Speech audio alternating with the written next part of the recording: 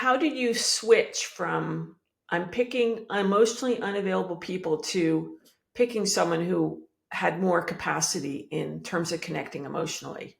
That's when I realized, like, you know what? I really need to focus on being happy on my own.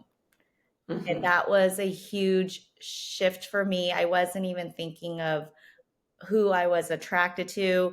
I did realize, I'm like, wow, there is some common denominators here, that these people that I'm really interested or drawn to are emotionally unavailable. Welcome to the Yearning Heart podcast, where we discuss with everyday people our journeys towards love, our growth, and the yearnings of our hearts. Hello, I'm Jennifer Lear. I'm a licensed marriage and family therapist, and I am your host of the Yearning Heart podcast. I'm the founder of a relationship app to help you with the relationships called Reconcile. And our guest today is Wynn Austin, and I've known Wynn for many years, and I'm delighted to have her on the show. So today, Wynn, in this conversation with Wynn, she shares her journey from a very difficult childhood through difficult relationships to a failed marriage and into a new relationship that has tremendous promise and hope. And she's currently engaged. And she talks about a lot of really, really important things that I'm going to open up further at the end of this podcast. And one of those things that she talks about is how your childhood impacts your attachment and your level of anxiety, your coping skills, your survival strategies, and how that completely affects who you pick and what your experience of relationships and yourself are. So I think the most important thing that comes out of this, and there's a ton of great information here, is how we have to get in touch with our attachment wounds in order to heal and begin to create a secure relationship. So I hope you enjoy the episode. Today we have Wynn, who is the founder and CEO of Wynn's Kitchen, and she makes natural Asian sauces that you can find on all kinds of places. I think, are you on Amazon I'm now? on Amazon. Yeah, and in various stores. So I've had them; they're really good. Thank you. And Wynn is here today to talk to us about her relationship history, what she's learned, what she's struggled with. So, Wynn, when I bring up this idea of your relationship history, what comes up for you immediately? Oh my gosh. Well, Jen, I've been divorced and we've been longtime friends. And when I think of the idea of bringing this up, I just think about how much I've learned these past 5 years of my life and how everything I learned made sense of all the things I did when I was younger in my Right. childhood and my teenage years and even through the relationship and my first marriage. Right. And now you have, you're engaged, Yes, which is nice. And you have two daughters from your first I marriage do. Yes. who are what, both teenagers now? No, Brielle is 15 and Audrina is 10 years old. Okay. So approaching teenagers Approaching, yes. for the younger. Okay. So let's start with your parents, Hmm. because I know the history ties into all this. What happened in your growing up that affected who you picked for relationships, and what happened in those relationships? I think that was the beginning of my journey of exploration of because I immigrated here from Vietnam with my mom and her family, like my grandparents, my aunt, uncles, and cousins. But my dad was not able to come with us at the time. So he stayed back in Vietnam. And I don't know what happened between them, but very quickly, once we came to the US, my mom remarried my first stepdad and had my sister. And it was a very difficult marriage for them, a lot of fighting. He was not that nice to me. which I hid. I didn't feel comfortable telling anyone or telling my mom. Right. Um, So you kept that I secret. kept that secret, and they were together for 7 years, and then they divorced, and then my mom remarried her third husband, and they were together for 10 years. So that was like when I was, I believe, from 12 years old, between 10 and 12, until I graduated college. And I never really felt like he was like a dad or father figure to me. So it was a difficult child. I felt like I had a lonely childhood, very difficult and lonely. And then what did that do to you in terms of picking partners? Well, what it did to me was I really wanted to create my own life at a very young age. I wanted to create a new family, the family I dreamt of, right? So Mhm. I had a high school sweetheart at 16 years old, Peter, and we were together for 7 years. So I thought Wow. we almost got married when we were 19, you know, Wow. and he was smarter than I was and didn't want to marry me. He's like 19-year-old boy. I mean, thinking back now that I have children, it's like I can't even imagine. But yeah, I wanted to settle down. I wanted to get married. I wanted to have children. So we broke up after I graduated college, and he got out of the Navy, and so I was brokenhearted, and I think I never fully recovered from that breakup, and so I just jumped into other relationships. So I didn't date a lot. I had one other serious relationship after him, and for 2 years. Um, he was also kind of like emotionally unavailable. We didn't really get along, and he was also Vietnamese, and but I still wanted to get married, and then Mhm. finally we broke up, and then I met my ex-husband through work and dated only a year, and he was easygoing and willing to marry me, so we got married. Wow. So you got married, and was it good for a while? Yeah, I think one of the biggest like breakthrough I had was we never fought. Where in my household growing up there was a lot of fighting, a lot of yelling and screaming, and my ex is, I mean, he's a nice man, very quiet, um, kind of easy, doesn't like to fight. So we never really fought. And so it it felt like, oh, this in the beginning it felt like this is perfect. This is so nice. I have this stable, calm home. Um, but with that, I think comes with brushing things under the rug and not Right. talking about things. And so I felt like he didn't understand when I wanted to share my feelings, and he didn't really want to understand my feelings. And I really, I just, for me, that interpret as he doesn't care. Um, Right. and what I learned once we decided to separate, we were married for 11 and a half years. Mhm. And one thing that shocked me that I learned is that he really was emotionally unavailable to me.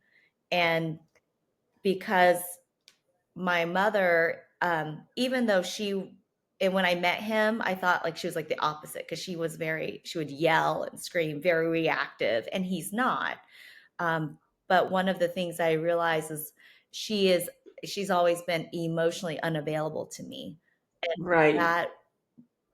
that they were actually deep down very similar in that. And so that for me blew my mind. Right. Because you thought you had this other type of person, Yes.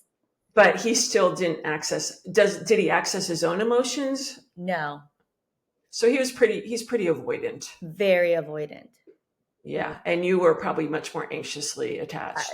yes, and that this I never even heard that term until after I separated. Um, but when I learned about attachment styles, and 1,000%. I was Yeah. anxious attachment. Yeah, yeah. And so it eventually the relationship didn't survive because you needed more connection and emotionally, and he just didn't have the skill set to give it. Right, right. Because he thought, it wasn't that bad. That we didn't really fight. Like we go on vacations. We were good partners in raising the children. And everything looked fine on the outside, From the outside, yeah.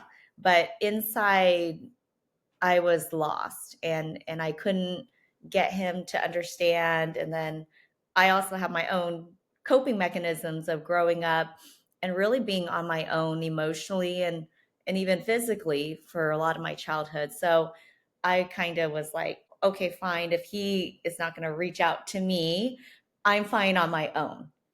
Uh-huh. I don't need anyone. I don't need him. I can deal with this on my own. Right, right, right. So you had that independent part of you. Right. Yeah. Did that help you?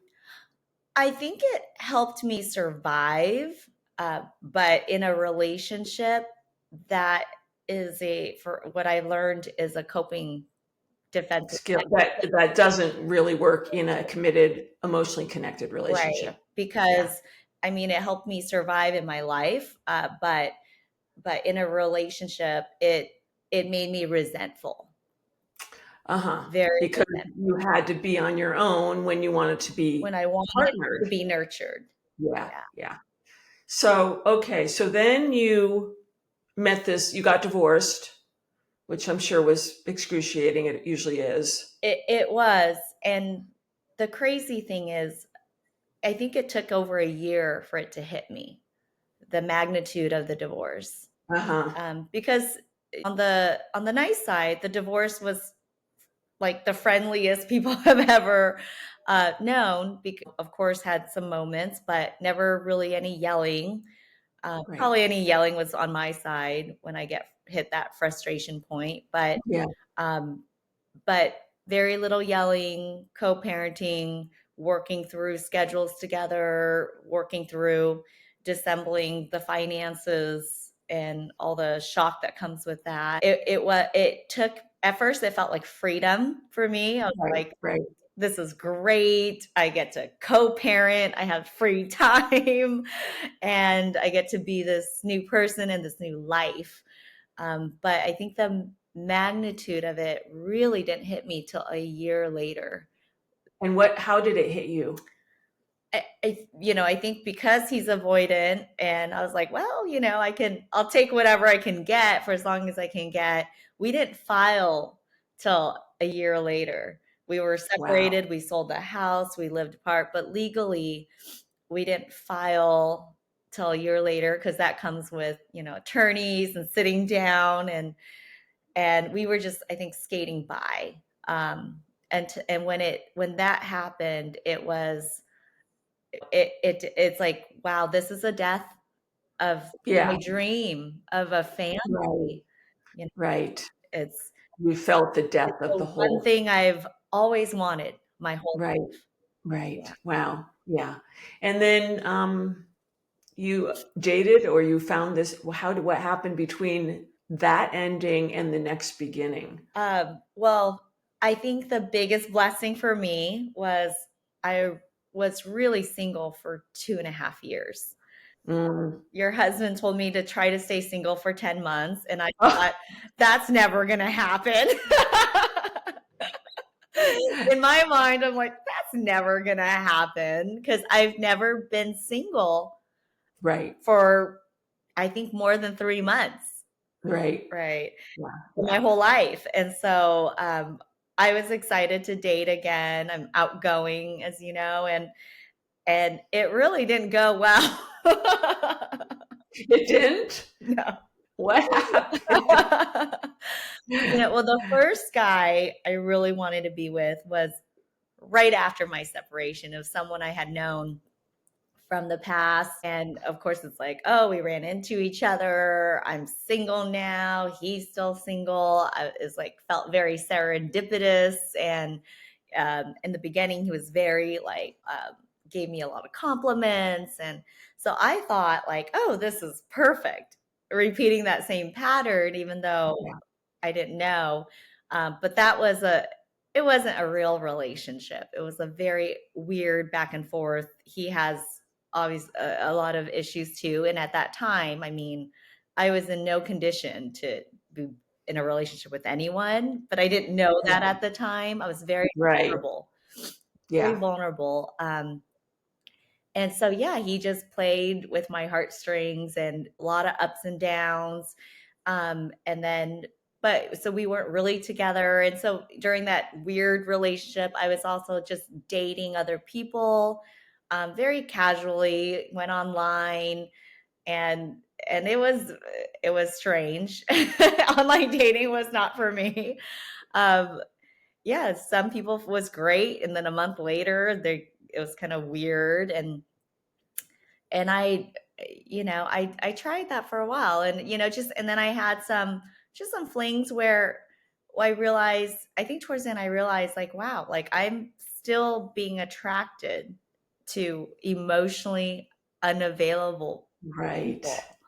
And so after, and it was also the pandemic. So after, I would say, hitting that 2-year mark, then I decided I really don't know if I want a relationship right now, even though, because the first 2 years I was trying to find someone. I wanted to be in a relationship. Right. Right. Right. And so then I had a lover for 8 months, and we had, we both were on the same page, and I said, let's just have this. We're friends. We know each other. I was super busy with work. I was working two careers. I was doing real estate, building Wynn's Kitchen, and so it was very convenient. And but after that time, like about that 8 month mark, I felt like, this is it's kind of running its course, and I know I need more emotionally. I need more, which How did you switch from I'm picking emotionally unavailable people to picking someone who had more capacity in terms of connecting emotionally? I think during that time, even though I was dating and seeing people, I wasn't in a relationship. It was very like go on dates, chat a little bit, like a month, and it kind of ran its course. And then that first guy, I was just like, all right, I'm just like done with him playing games with me. And, I've always been that way. Like once I have that realization, I'm done, it's over. Right. Um, that's when I realized, like, you know what? I really need to focus on being happy on my own. And Hmm. that was a huge shift for me. I wasn't even thinking of who I was attracted to. I did realize, I'm like, wow, there is some common denominators here, that these people that I'm really interested or drawn to are emotionally unavailable, and they're not bad people, but I had to chase them. I Right. always had And to chase them. yeah, you were the I chaser. was the chaser, and I've always Hmm. been the chaser. And so I think kind of like realizing that. And once I hit 40, and it was hard. I was like, man, I never thought at 40 I'd be single, not a homeowner anymore, young kids, single mom, and going through these life career changing all at the same time. So I kind of felt like I had this, I'm like, I'm done chasing other people. I'm going to make myself happy and focus on myself. And that was when I hit 40. That was like a big light switch, I think, turning 40, and just saying that this is it. I'm done. Yeah. Yeah. Yeah. Yeah. That's nice. So something just It turned it on in your turned head, on in my head. and you weren't gonna deal with the same kind of people anymore. Right. And I think having kids really helped me, because before, when I would jump relationships to relationships, I didn't have children, right? I Right. was young and until I got married. But I think having kids really, because I didn't want to bring random men around my daughters Right. because of my trauma with having two stepfathers that I really didn't like and was not Yeah. comfortable around. Right. Right. And how that made me feel like all of a sudden this guy now sleeps over and there was no explanation about it, and at 12 years old it's very uncomfortable, Yeah. Yeah. No, right? that makes sense to me. Yeah. And so I think I've always been very protective of my daughters, and so I only went on dates and things like that when I didn't have them, and I never Right. really met anyone that took long enough or that I felt comfortable really bringing around them or introducing to them. So I think that really prevented me from jumping into another relationship that's Yeah. not Yeah. good. Yeah. Once I knew it wasn't going to work or they weren't going to fit into my life with my kids, I kind of I'm like, we're done. So, Right. Right. So that kept you from latching on too much to the wrong person. right, right, Yeah. right. That's great that you were able to, consider your daughter's needs Oh, and not expose them to random people who would be so temporary in their lives. right. That Yeah. was one thing I knew. Whatever I was going through on my own, they were my priorities, Right. Yeah. and they were and I truly believe that they were the one that kept me really grounded during the emotional tumultuousness and craziness that I was going through in my head. Yeah. And then you met someone else. And then, so once I decided I was really happy on my own, I told my lover, I think it's run its course, because I also understood. And during this time, I read a lot of books, listened to a lot of podcasts. Like every day, it's work that helped me kind of get to this understanding. So you did a lot of A lot of learning learning. to educate yourself on And I relationships. had a therapist, I had a psychic, I had a heart healer, like all of all of these things. Yeah. And You weren't fooling I around. wasn't fooling around because I knew I wanted to be better Right. for me Yeah. and for my kids. And so I told my lover, I think it's run its course. I do want more, and I know I can't keep seeing him. The right person would not come to me if he Right. keeps seeing him. There needed to be a vacuum. Yes, I needed to be free completely and Yeah. open. Yeah. And so I broke that off. And a month later, I just kind of had this really overwhelming feeling of like, wow, like I'm really happy on my own. I have great friends that have been there for me, supported me through this journey and the pandemic, which was very lonely. Um, Yeah. and so I just had this really overwhelming feeling of gratitude. Mhm. And the next day I met my fiance. Wow. And it was That's on a good. blind date. It was a girlfriend of mine told me that her friend is newly single and ready to mingle. So she was on all the apps doing all the work, and we hung out and we had a good time because I need more single friends. And so she messaged me and said, "Hey, I met this guy. We've been on a few dates. He's really nice, and he has a single friend, and they're veterinarians. And do you want to go on a double date?" It was on a Monday. I was kind of tired, but I figured I don't have my kids, so why not? So I had Right. zero expectations. I didn't know what he looked like. I didn't know his name or anything about him except he was a veterinarian. Right. And you had a good date? Yeah, we had a good date. It was the double date, so the pressure was off, and Right. um, it, I really didn't expect much. I just thought he was really nice, and I'm definitely the talker, and he listened, and then he asked me out again, and I'm like, oh, okay, like let's see how it goes. But I think deep down, I knew it was something special, so I really took my time to get to know him. How long have you been dating? We've been dating for 3.5 years. So plenty of time to figure out if he can, be there for you or not. Oh, yeah. Oh, yeah. And so when did you start realizing this might be different?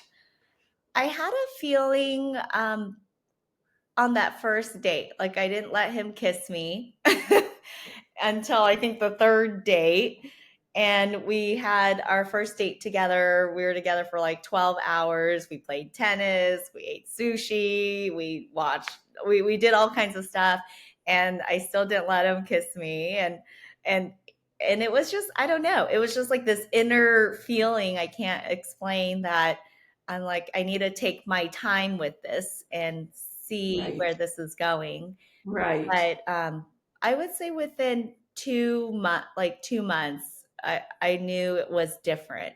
That he was And that he was more available. very, and then of course he's very open and nurturing, and very proactive, and of course then that made me uncomfortable. 'Cause- Right, because that happens a lot when somebody is used to someone who withholds, and then all of a sudden someone's there. right. You're not used to it, and you actually do get uncomfortable feelings. And in the beginning, it stressed me out. Like, I told him, I said, I don't know if I can be the person you need, because, like, he texts me a lot throughout the day and I'm not used to that. And so it actually stressed me out. And they were very loving messages. Right. You're used to being Miss Independent Win Yes. to survive, and all of a sudden this guy's sort of saying, Yeah. communicate and Yeah. be more together. And you're like, wait a second, I'm not used to this. No, and I in the beginning it was hard. It really caused me a lot of anxiety, and it's like I didn't trust it. Like, is he really this nice?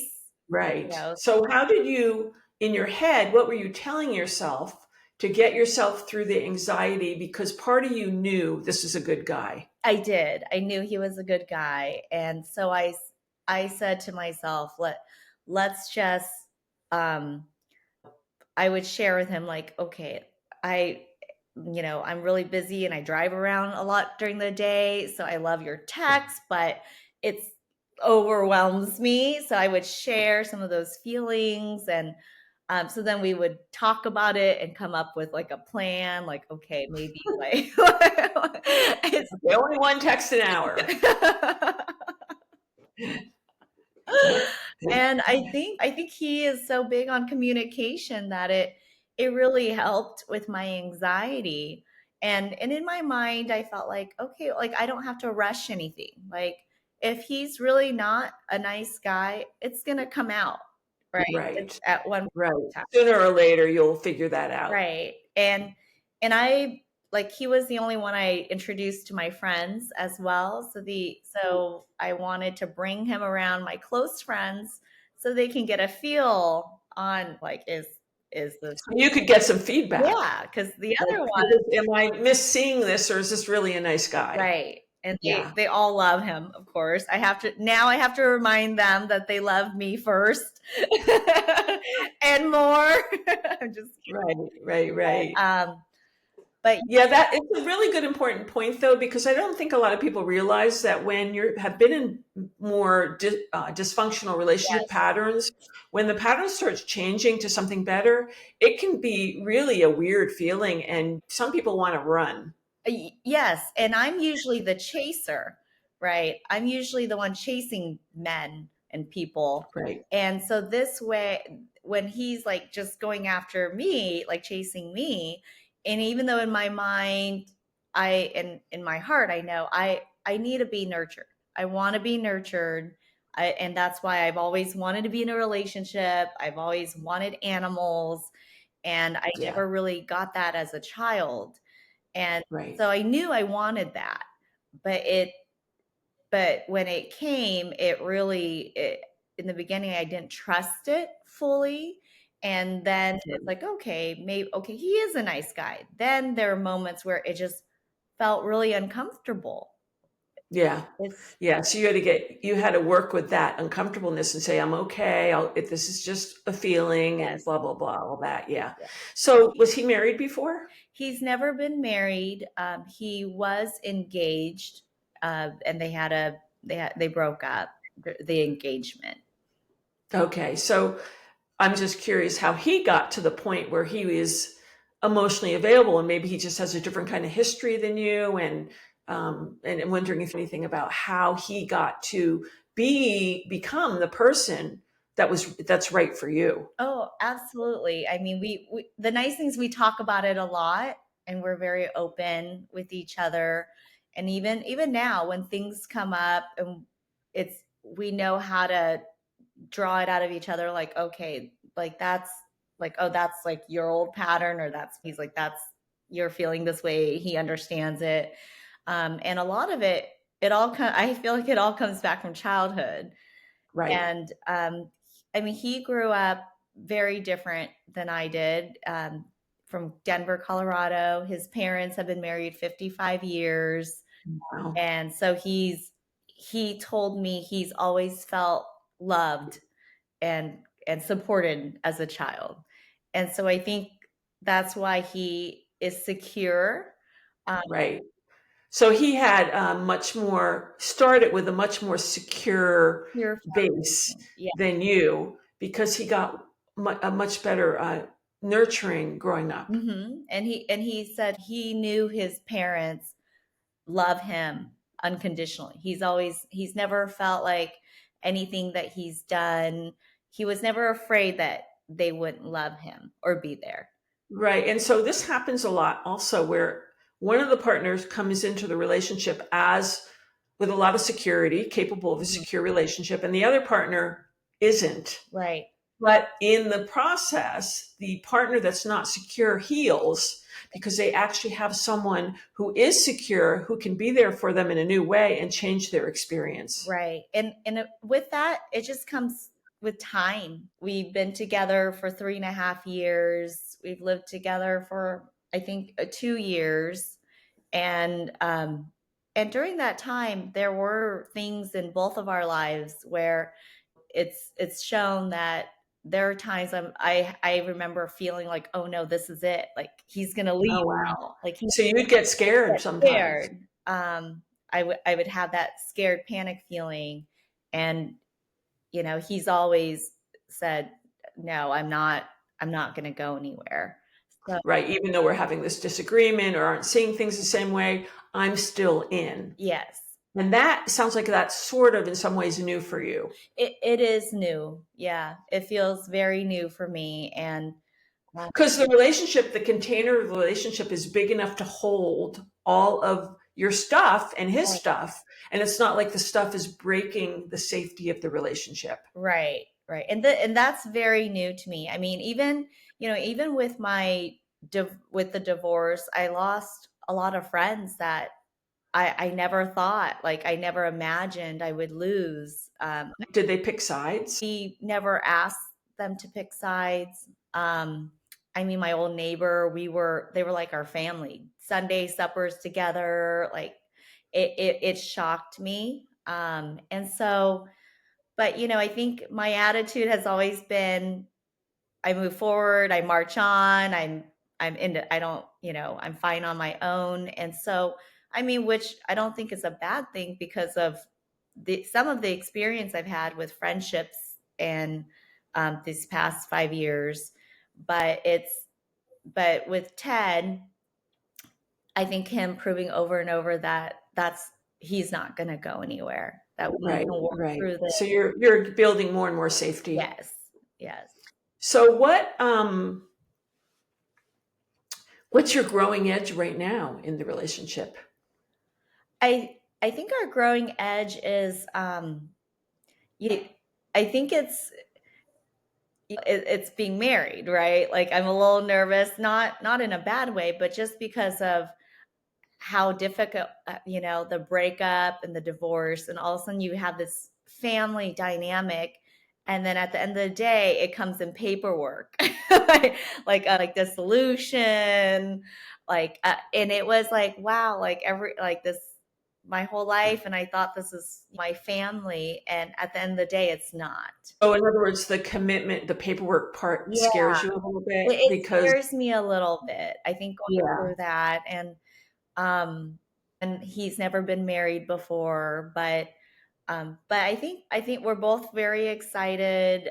We talk through things all the time, and even the other day, he got triggered about something, and he told me it kind of upset him, and I listened. I said, "Oh, I'm so sorry. I didn't know you had that in mind. So that was my Mhm. fault. I mentioned that I wanted to do this, and I didn't realize that was conflicting with what you wanted." And he said, "Oh, he realized, like, wow, I'm happy that I can share my feelings with you, because in my past relationships, whenever I brought up my feelings, I would get attacked, or they would like get upset at him for sharing how he felt." So Wow. I think Yeah. we both come a long way. We're not perfect. Like, my thing is, when I get stressed, I want to run. I want to run Right. away. And so in our disagreements, he has shared before when his ex-fiance, they got in a fight and she left and moved back to her mom's house for like a week or whatever. That broke the trust for him. So for him, if you ran away, that would be like the worst thing you The could worst do. thing. So when he And shared you that, know that, so you're not going to do that. no. So when he shared that, I was like, oh crap. I need to make sure I remember that one. Well, she was probably, she could have been an anxious attachment style that was not healed at all. Yes. And Yeah. I mean, I'm not sure. I don't know Yeah, enough I don't know about her. the Yeah, situation, or she could actually have been disorganized, but that's a yeah. whole other story. But whatever it was, they couldn't work it out. They couldn't. And so, but And I know you that know what his he wounds was are. His wounds sound like they come more from that relationship than from his growing up. right. Whereas yours actually come more from growing up Yes. and carried through. Yeah. Cause you can get, the wounds can happen at any point. Yeah. And because he was so secure and he was very focused on his career, vet school takes a long time. I mean, he had a tennis scholarship, Division I tennis, while studying bioscience, which that is a lot. Yeah. And so he was very career focused and not really interested in a relationship, not trying to settle down. So we're the same age. So we always talk about, if we had met in college or early 20s or mid 20s, we would not be on the same page, right? Right. It wouldn't have I wanted to worked. get married and have kids, even though I'm ambitious. But he was like, no, I'm ambitious and I'm not capable of being there for someone else at this time. Right, right, right. So the timing really worked. Yeah, yeah, it really worked out. But So, what, given that you're, on the cusp of getting married and, basically signing the paperwork and having it be official, I say that on purpose to scare you, but that's okay. What are you what's your yearning? What are you dreaming about? What do you want to have happen now? I think it's the continuation of the relationship we have now, and growing together. Yeah. We have different strengths and weaknesses, and always being able to work through it, because now I know conflict is normal. It's not like, oh, things are going to end because we have a conflict or fight, or we're not in agreement.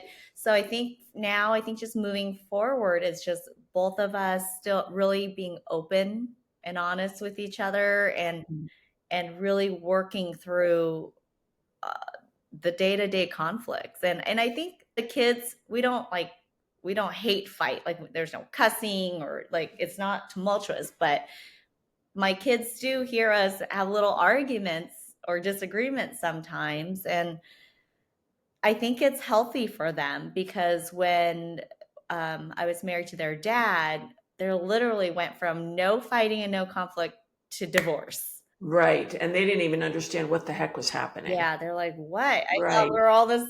We were just on vacation together. Like, we all got Yeah. along."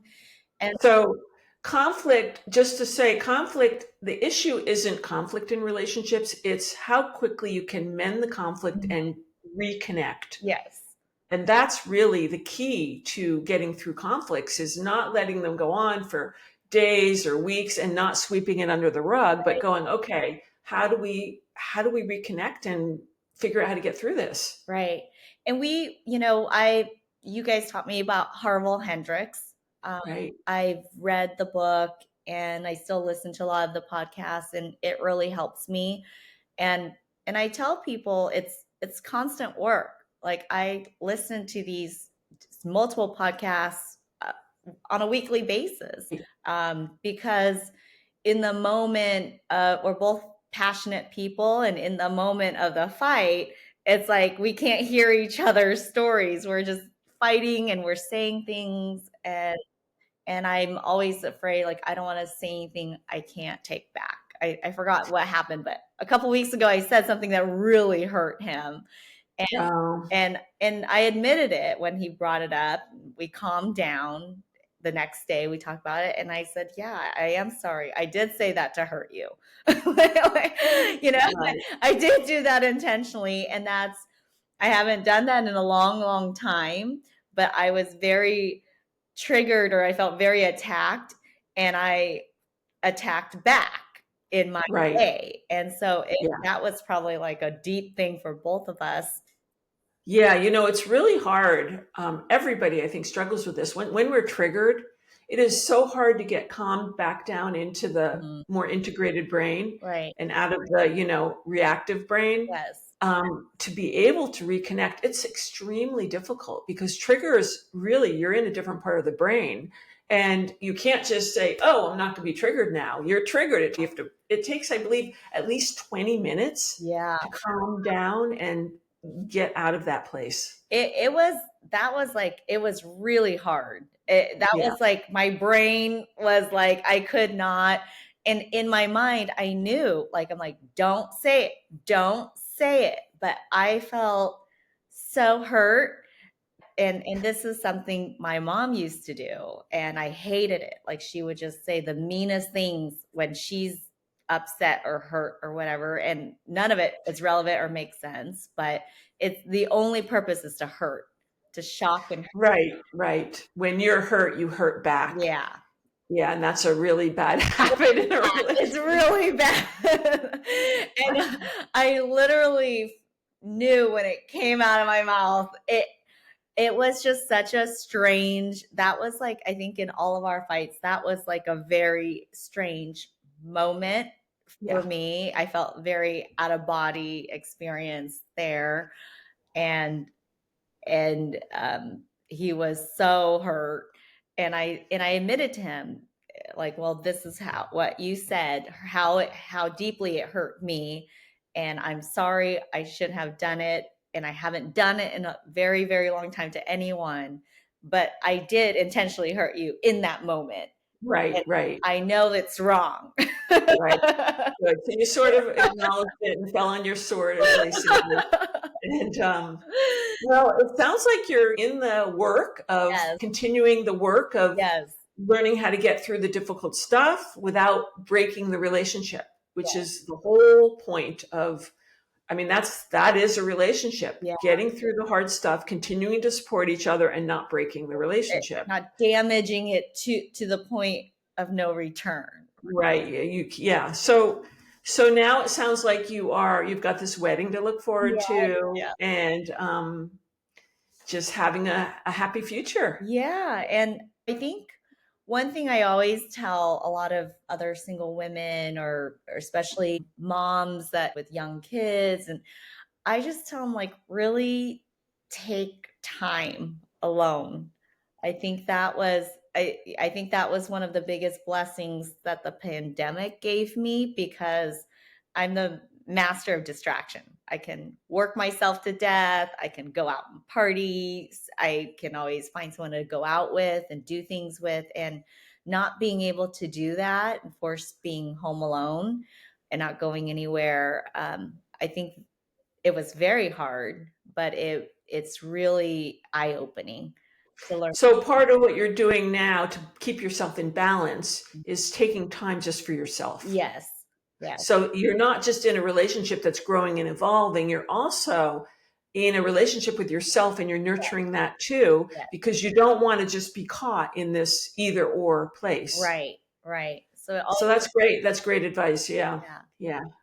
Yeah. Well, cool. That was really fun talking to you, Wynn. Do you have anything you want to close with? Or I feel like we've really covered a lot of really good stuff. Yeah, I did too. No, thanks for having me. And Yeah.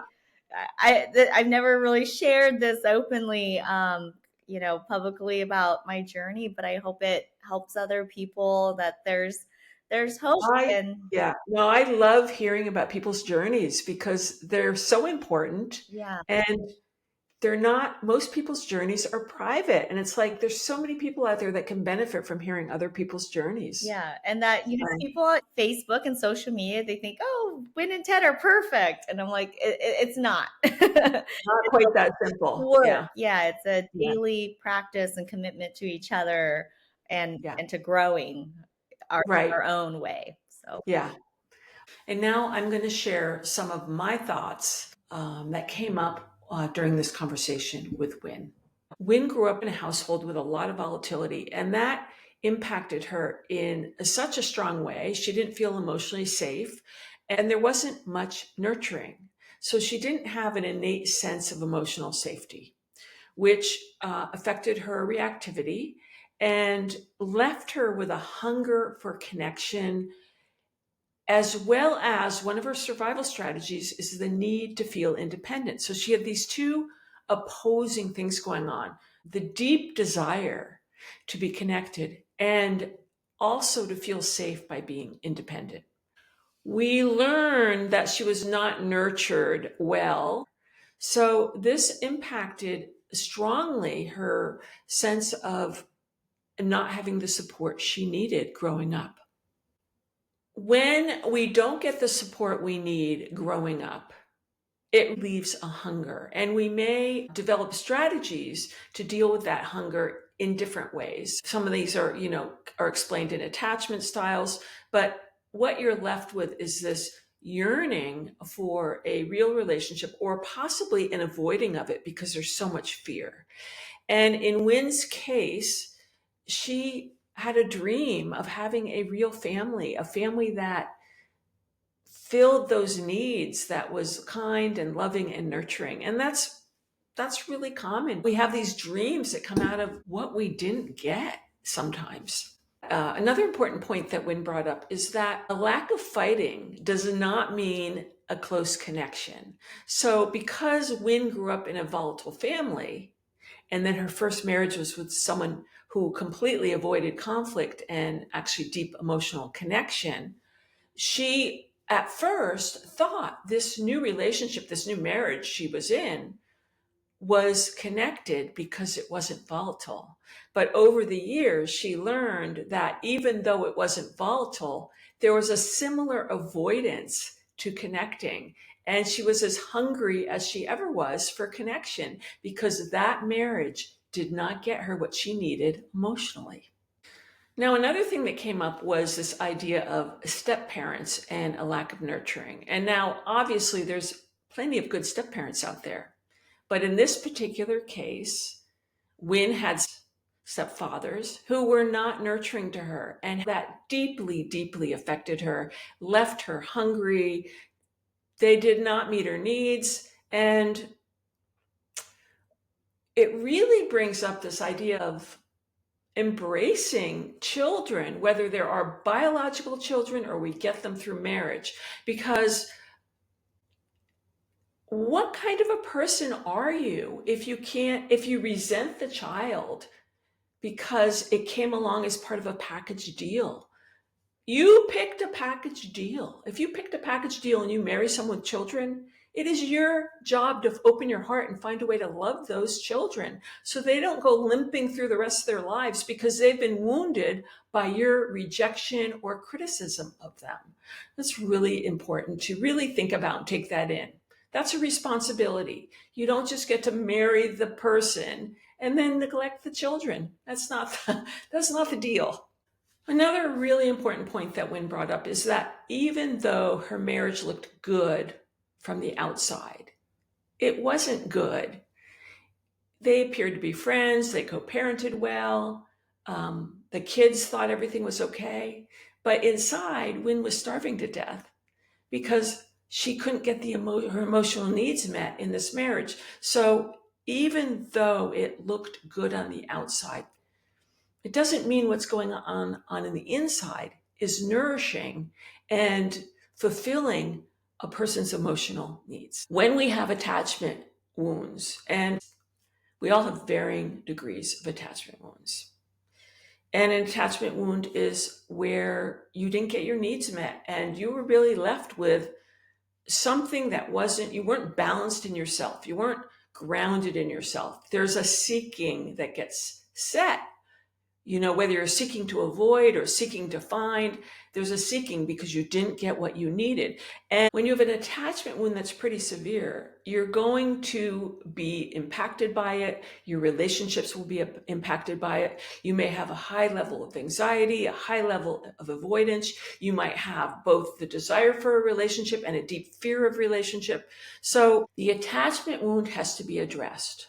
At some point, you have to begin to look at what happened?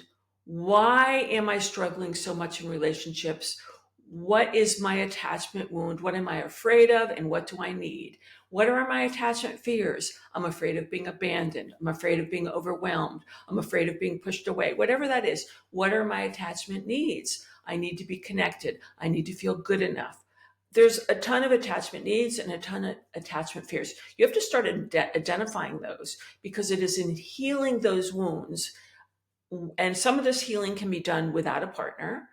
Some of it may have to be done within a relationship because these are relational wounds, but you can do a lot of it outside of the relationship to get yourself ready for a relationship. And then when you're in a relationship, it will be on the top of what needs to be talked about, what you need to share, where you have to get vulnerable. Because in healing that, you have to meet each other's needs and help heal each other's attachment wounds. Another thing that comes up is coping defenses or survival strategies. And these coping defenses or survival strategies are ways we develop to deal with the fact that we don't feel safe or we're not getting what we needed. So a coping strategy could be distraction. I'm going to keep myself distracted with work. I'm going to go, so I don't have to feel. Or a coping strategy could be addiction. I don't want to feel my gut feelings. So what I'm going to do is I'm going to get involved in porn, whatever it is. I'm going to do something that takes me out of my feelings and keeps me in this repetitive cycle. So I don't actually have to go into the grief or the shame or the feeling unworthy or the fear, whatever that is. There's different ways to keep yourself out of that. But those coping strategies, coping defenses, I call them survival strategies, those survival strategies will have to be unpacked, unwound, understood, and changed so that you can actually create a different structure. So there's room to have a good relationship. You can't have a good relationship if you're constantly thinking about your next fix, or you can't have a good relationship if you're so distracted and keeping yourself so busy, you don't know what you're feeling. You have to start unpacking these survival strategies. Another important point was how divorces just rip your life apart. They're tsunamis coming through. People might think, oh, I'm going to get divorced, but then when it hits them, it's a death of a dream.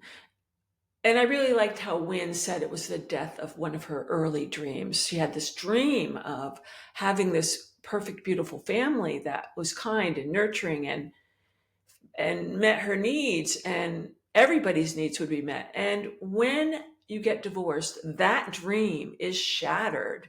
That early, tender dream just gets ripped to shreds, and it leaves you feeling really vulnerable.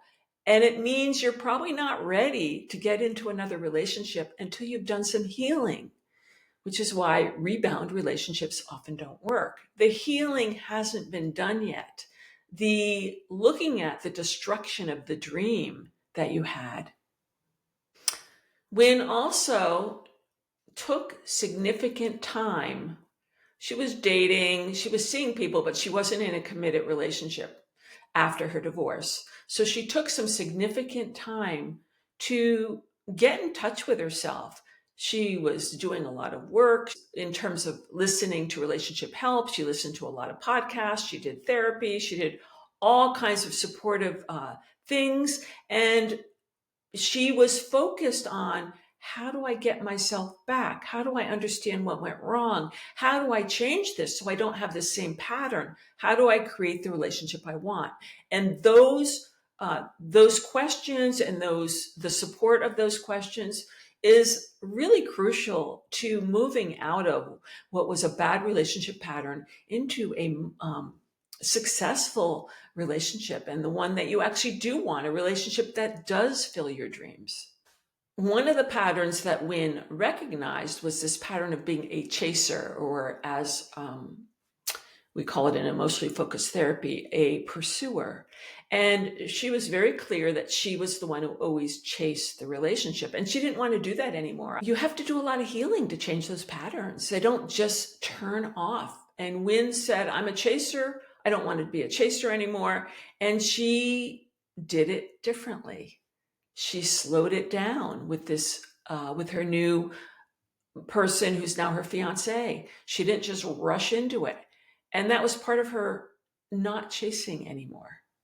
Another really important point that Wynn brings up is that she did not introduce all the various people she was dating, the non-serious relationships, to her two daughters, her two young daughters, because she didn't want them to start getting attached to someone who wasn't permanent. And that's a really parental, protective, positive thing when you're considering your children and what they need when you're dating other people. Wynn also brought up how she felt uncomfortable in her new relationship when they were close, when he was attentive, when Ted would send her loving texts and she'd be like, oh my God, this is freaking me out. Well, when we have a specific way of being, and in her case, it was pursuing and wanting connection, but she actually didn't have experience with the connection itself. So when the connection started happening and she started getting what she wanted, she did become freaked out. Like, oh my God, this feels so weird. Like, what is this? So, and this is really common and important. Sometimes we've come out of this bad relationship history and then we get into something with way more promise that's much better. But it freaks us out because we're not used to the feeling of someone being there for us. And we really have to do a lot of self-talk, which is, I'm okay. This is what I want. This is good, even though I'm uncomfortable. We have to talk ourselves through these things so we actually don't run away. And in her case, had she run away, she would have done damage to the relationship, because that was one of her partner's wounds, probably from a previous relationship, although I don't know, that running away was hurtful to him. He had been hurt by people running away. So Wynn really had to get a grip on herself and say, even though I'm freaked out, I'm not running away. And she was able to do that. Because of Wynn's actual emotional abandonment by her mother and her stepfathers, she needs a lot of reassurance. She couldn't have made it work with a partner who was really truly avoidant, because the triggers would have been too intense for her to handle. So for her, finding someone who was much more secure, had a much more secure upbringing, really, really helped her start to heal. Because without enough support, she would really have struggled. And even with support, it's difficult to make these changes. But she happened to get, whether it was a gift from the universe or her karma, or because she did all this good work, she got someone that she could communicate with, that would listen to her, that was nurturing. And she got a lot of reassurance, and that enabled her to stay and work it out, which is a big step of healing and creating a secure relationship. Wynn still has negative patterns that come up sometimes, patterns that she learned in childhood that were, we could call them somewhat destructive. And yet she is aware of them, and she can say to herself, oh, I shouldn't have done that. That was hurtful. That did not help me or my partner in any way. And she's able to apologize and attempt to do the work to deactivate some of the triggers so she doesn't go there again, or she goes there less and less, or she apologizes more quickly. Whatever happens, it's the process of when you have a disruption, repairing and reconnecting as quickly as you can. So the issue in relationships often isn't the conflict itself. It's how quickly you can mend and repair and reconnect after the conflict. And if you just push it under the rug or pretend it never happened, that is not the same as talking about what happened and saying, hey, I'm really sorry for my part, and I want to hear what you think and feel too, and I want you to listen to me, and let's hug. We didn't mean this. We still love each other, even though we're in a conflict or a fight or we hurt each other. That's how you get through conflict. You don't push it away. You don't avoid it. You actually have to deal with it. She also brings up a great point, and that is her relationship is a daily practice. It's a daily practice and commitment to each other and into growing together. So she's not seeing this as something that's static. She's seeing her relationship as something she has to tend and nurture, and her partner has to tend and nurture her, like growing a garden, watering a plant, caring for a child. It's a process where you have to say, okay, I'm going to keep showing up, keep doing this work, keep finding a way to be kind, keep learning how to connect. And that is, how you create a good relationship. She also brings up this really good point about the balance between her own growth and being in the relationship. So sometimes we're too much on the side of just doing our own thing, and other times we're too much on the side of clinging to a relationship. And she really talks about how she had to create time for herself with her friends, and time for the relationship. So she was able to say, my whole life is important to me, not just the relationship and not just what's outside of the relationship. And that is her in the process of creating a balanced self and a balanced relationship. And then the other thing that came up in this conversation with Wynn is this idea of the relationship as a container, like it's this big cauldron. And in this cauldron are your fights, your loves, your connection, everything that goes on in that relationship is in this big, big stew pot.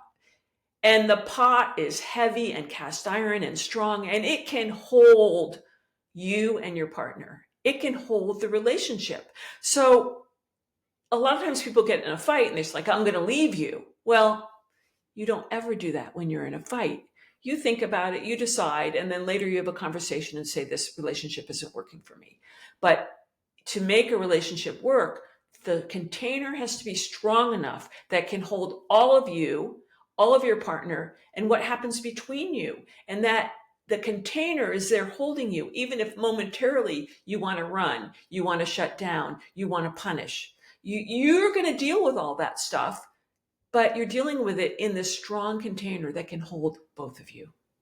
Thank you for joining me in this podcast. I hope you found it both informative and interesting. And if you enjoyed it, please subscribe. You can also find me on social media under either Reconcile or my name, Jennifer J. Lear, LMFT. And just as a reminder, we have a relationship app called Reconcile, which will teach you what you need to learn to create a much more secure and happy relationship. And that is in the Apple app and Google Play stores. Thanks for listening.